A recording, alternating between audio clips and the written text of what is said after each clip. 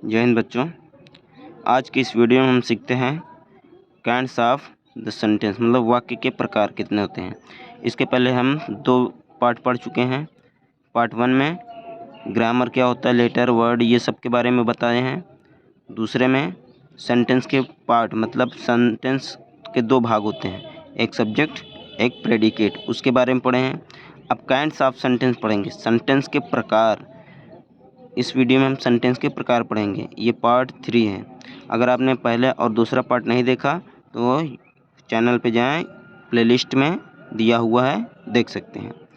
आइए इसको देखते हैं। There are 5 types of sentence. Sentence 5 प्रकार के होते हैं। कौन कौन से होते हैं? पहला नंबर है असर्टिव सेंटेंस, साधारण वाक्य। दूसरा है इंट्रोगेटिव सेंटेंस, प्रश्नवाचक वाक्य। और तीसरा है इम्परेटिव सेंटेंस, आज्ञा सूचक वाक्य। चौथा है ऑपरेटिव सेंटेंस, इच्छा सूचक वाक्य। और पांचवा है एक्सक्लेमेटरी सेंटेंस, विस्मयादि बोधक वाक्य। अब देखते हैं असर्टिव सेंटेंस होता क्या है। इंग्लिश में सबसे पहले परिभाषा, a sentence that makes a statement is called N assertive sentence. Hindi में इसे क्या कहेंगे? साधारण वाक्य। असर्टिव सेंटेंस माने होता है साधारण वाक्य। ऐसा वाक्य जो एक कथन का निर्माण करता है उसे साधारण वाक्य या निश्चयात्मक वाक्य कहलाता है या कहते हैं। ये होता है असर्टिव सेंटेंस। असर्टिव सेंटेंस को 2 भागों में बांटा गया है। आइए पहले इसका एग्जाम्पल देखते हैं। असर्टिव सेंटेंस का एग्जाम्पल जैसे लिखा हुआ है, the sun rises in the east. सूरज पूरब से निकलता है। तो इसमें कोई कथन कहा गया है, तो ये होता है साधारण वाक्य। दूसरा example, Ravi is not playing in the field. Ravi मैदान में नहीं खेल रहा है। ये भी एक प्रकार का कथन है जो कहा गया है। इसे असर्टिव सेंटेंस कहते हैं। अब देखते हैं असर्टिव सेंटेंस कितने प्रकार के होते हैं। असर्टिव सेंटेंस 2 प्रकार के होते हैं। पहला है अफर्मेटिव सेंटेंस, इसे कहते हैं पॉजिटिव सेंटेंस भी। 2 नाम होता है, एक अफर्मेटिव एक पॉजिटिव। चाहे अफर्मेटिव सेंटेंस कहे चाहे पॉजिटिव सेंटेंस कहे, दोनों का मतलब होता है सकारात्मक वाक्य। और दूसरा नंबर आता है निगेटिव सेंटेंस, मतलब नकारात्मक वाक्य। अब देखते हैं अफर्मेटिव सेंटेंस क्या होता है। अफर्मेटिव सेंटेंस, इसको इंग्लिश में कहेंगे अ sentence which accepted is called affirmative sentence. A sentence which accepted is called affirmative sentence. इसका हिंदी मतलब क्या होता है देखते हैं।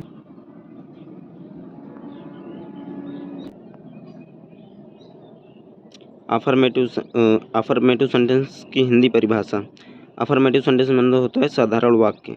हिंदी में क्या कहेंगे? वाक्य जिससे स्वीकारने का बोध हो सकारात्मक वाक्य कहलाता है।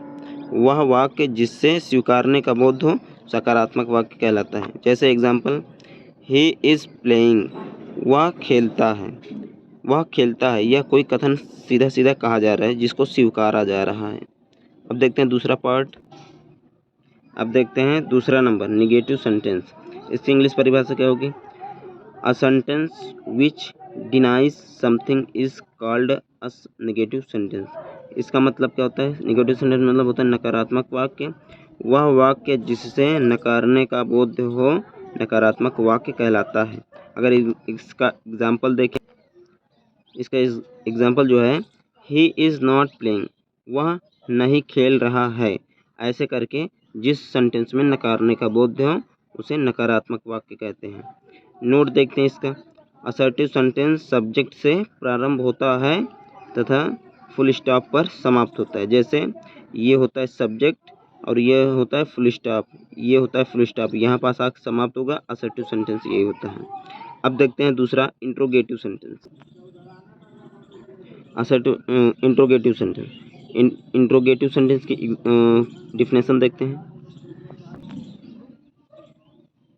अ sentence which makes a question is called N interrogative sentence. इसका मतलब क्या होता है? प्रश्नवाचक वाक्य। ऐसा वाक्य जिससे एक प्रश्न का बोध होता है प्रश्नवाचक वाक्य कहलाता है।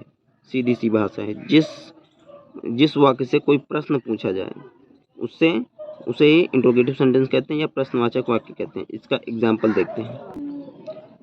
देखिए इसका एग्जाम्पल जो है इंट्रोगेटिव सेंटेंस का, व्हाट इज़ योर नेम, इसमें पूछा गया आपका क्या नाम है, तो ये एक इंट्रोगेटिव सेंटेंस बन रहा है। वेयर आर यू गोइंग, तुम कहाँ जा रहे हो, इसमें भी पूछने का बोध हो रहा है, तो ये इंट्रोगेटिव सेंटेंस कहलाएगा। अब देखते हैं नीचे, इंट्रोगेटिव सेंटेंस को दो भागों में बांट सकते हैं। वो कौन कौन? इंट्रोगेटिव सेंटेंस को दो भागों में बांटा गया। पहला है यस या नो इंट्रोगेटिव सेंटेंस, दूसरा है WH इंट्रोगेटिव सेंटेंस। ये क्या होता है? जैसे यस या नो इंट्रोगेटिव सेंटेंस क्या होता है? ऐसा सेंटेंस जिनका उत्तर यस या नो में दिया जा सके, उसे यस या नो इंट्रोगेटिव सेंटेंस कहते हैं। जैसे एग्जाम्पल, क्या तुम एक किताब पढ़ रहे हो? Are you reading a book, क्या तुम एक किताब पढ़ रहे हो? Are you reading a book, इसमें पूछा जा रहा है, तो तुम या यस या नो सीधा आंसर दे सकते हैं। दूसरा एग्जाम्पल, क्या तुम स्कूल जा रहे हो? Are you going to school, are you going to school, ये वाक्य है यस या नो इंट्रोगेटिव वाक्य सेंटेंस। अब देखते हैं WH इंट्रोगेटिव। ये है WH इंट्रोगेटिव सेंटेंस, ऐसा सेंटेंस जिसका उत्तर यस या नो में ना दिया जा सके। जैसे example, where are you going, तुम कहाँ जा रहे हो? तो इसमें कोई ये नहीं बता सकता हाँ या ना, जहाँ जा रहा है उसका स्थान बताना पड़ेगा, तो इसका यस या नो में आंसर नहीं दिया जा सकता, इसलिए यह WH इंट्रोगेटिव है। व्हाट इज़ योर नेम, तुम्हारा नाम क्या है, तो इसमें नाम बताना पड़ेगा, इसलिए यह WH इंट्रोगेटिव सेंटेंस नहीं है। WH इंट्रोगेटिव सेंटेंस का मतलब होता है पहला अक्षर जो है W से शुरू हो या तो फिर H से शुरू हो और उसमें कोई प्रश्न का बोध हो, तो वो WH इंट्रोगेटिव सेंटेंस होता है। अब देखते हैं तीसरा number, imperative sentence, a sentence which expresses a command, an order, a request or an advice is called an imperative sentence। Hindi में से क्या कहेंगे? आज्ञासूचक वाक्य। जिस वाक्य से आज्ञा, आदेश, अनुरोध या सलाह का भाव प्रकट हो उसे आज्ञासूचक वाक्य कहा जाता है। ये सिंपल सी परिभाषा। अब इसका एग्जाम्पल देखते हैं। एग्जाम्पल है, give me a book, please help me, कृपया मेरी मदद करें। गिव मी अ बुक, मुझे एक किताब दें। ये है आज्ञासूचक वाक्य, इसका मतलब इम्परेटिव सेंटेंस। आइए इस आगे इम्परेटिव सेंटेंस का नोट देखते हैं। नोट मतलब कुछ ज़रूरी बातें। इम्परेटिव सेंटेंस प्रायः मेन वर्ब या डोंट से प्रारंभ होता है तथा फुल स्टॉप पर समाप्त होता है।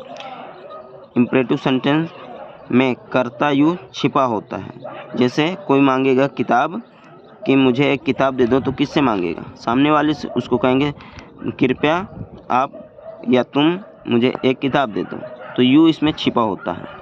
अब आइए ऑपरेटिव सेंटेंस देखते हैं। Operative sentence, a sentence which expresses curse, bless, prayer और wish is called an operative sentence. Hindi में क्या होगा? इच्छा सूचक वाक्य। जिस वाक्य से साफ आशीर्वाद, प्रार्थना या इच्छा का भाव प्रकट होता है तो उसे इच्छा सूचक वाक्य कहा जाता है। ये है इसकी हिंदी और इंग्लिश परिभाषा। आइए एग्जाम्पल देखते हैं। देखिए इसका example, may God help you, ईश्वर तुम्हारी मदद करे। ये होता है इच्छा सूचक वाक्य, operative sentence. May you live long, ईश्वर करे तुम लंबे समय तक जीवित रहो। ये होता है ऑपरेटिव सेंटेंस, इच्छा सूचक वाक्य, जो इच्छा से अपने इच्छा से निकले, ऐसे वाक्य को इच्छा सूचक वाक्य कहा जाता है। नोट, ऑपरेटिव सेंटेंस प्रायः में से प्रारंभ होता है तथा इंटरजेक्शन मार्क से समाप्त होता है। जैसे ऑपरेटिव सेंटेंस में से शुरू होता है और ये होता है एक्सक्लेमेशन मार्क, यहाँ पास स्टॉप होता है, मतलब ये यहाँ इस एक्सक्लेमेशन इंटरजेक्शन मार्क या एक्सक्लेमेशन मार्क पर समाप्त होता है।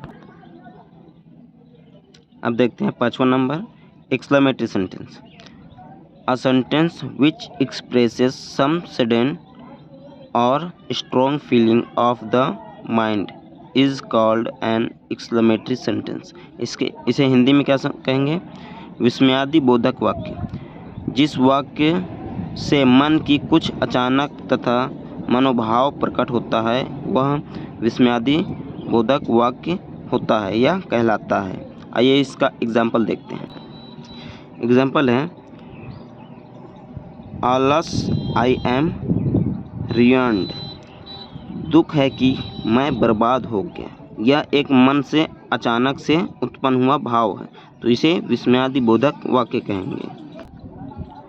दूसरा एग्जाम्पल क्या होगा? How dark the night is. रात कितनी अंधेरी है। ये भी मन से अचानक भाव उत्पन्न हुआ, इसे भी एक्सक्लेमेटरी सेंटेंस या विस्मयादि बोधक वाक्य कहेंगे। आइए इसमें का नोट देखते हैं। देखिए नोट, एक्सक्लेमेटरी सेंटेंस प्रायः आलस, ब्रेव, हुर्रा से प्रारंभ होता है तथा फुल स्टॉप पर समाप्त होता है।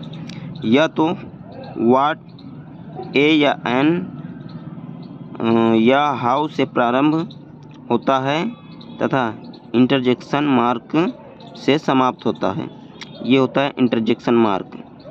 तो ये रहा आज की video parts of sentence, kinds of sentence. Sentence 5 प्रकार के होते हैं, पाँचों आपने देख लिया है। तो इसे अच्छे से तैयार कर लें, आगे ग्रामर में मिल सकता है। धन्यवाद।